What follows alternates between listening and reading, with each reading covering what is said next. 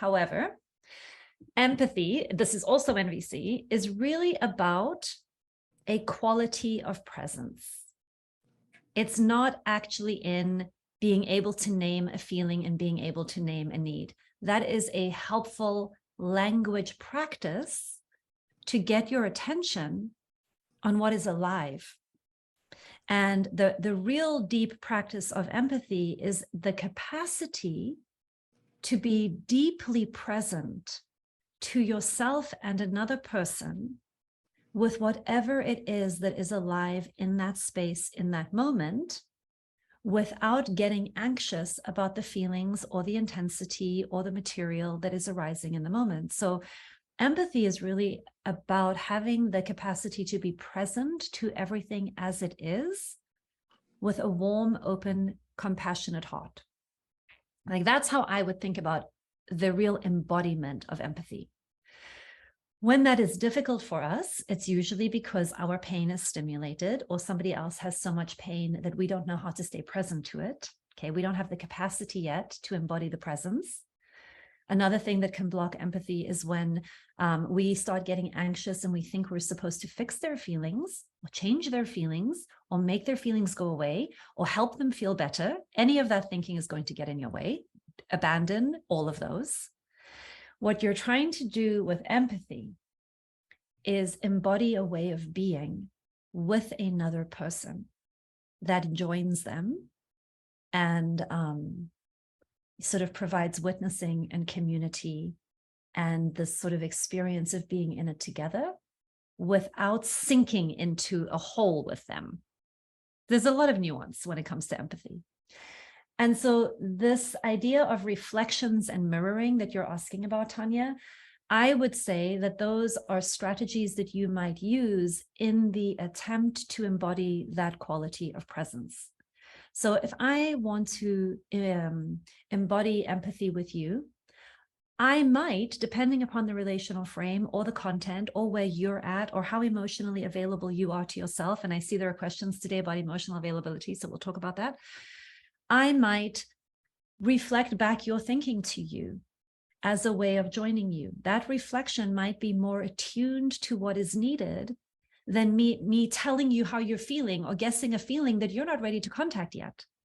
So sometimes what will happen is somebody will come with a lot of pain or they're really upset, but they are still kind of up here in their mind and they're telling you about the situation. And you, with all of your wisdom and experience, might instantly guess, oh, they're really feeling a lot of grief. Like underneath all of this is a lot of grief. Clearly that's what's going on. And then you might say, I wonder if you're feeling sad. And they'll be like, no, I'm not feeling sad, because they aren't feeling the grief. You might know that there's grief underneath, but you've gone 5 steps further than where this person is, right? And you've like projected your analysis of what's probably going on and then guessed a feeling word that is not attuned to where they are. So empathic guessing is about holding all of that.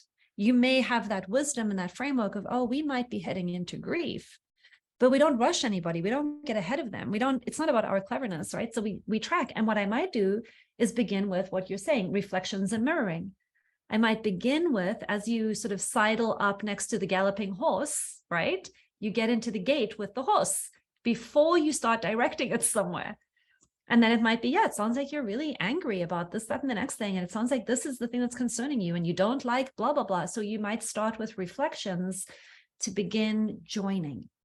And so then that would be a strategy that might be in the service of creating the experience of being attuned to, being seen, being heard, being joined, not being changed.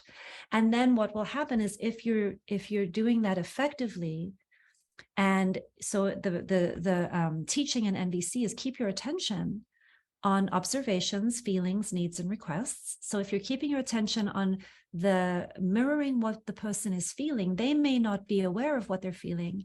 And you might say something like, oh, did I see are your eyes welling up, or am I missing that? Did your voice just crack? I noticed you just took a breath. And as you're noticing them, they begin noticing them. Okay. And that's how reflection and mirroring can help somebody else get out of the mental space and back into some kind of self-connection. And then as you help them, because your attention is on what's going on in here, as you're reflecting that, their attention comes in here and they begin having more self-connection, which is the primary goal in the early stages, that they get connected to themselves. And as they get connected to themselves, they become more aware of what's actually going on inside of themselves. And as they become more aware and they go, oh yeah, I think actually now I'm just feeling, then you mirror what they tell you they're feeling. That's the respectful tracking and being with. So Tanya, I'm hoping that that helps. Let me know if you have more questions. Empathy is that entire experience, reflections and mirroring, or guessing feelings and needs, or, minimal encourages. Like there's many strategies we might use in order to embody that quality of being.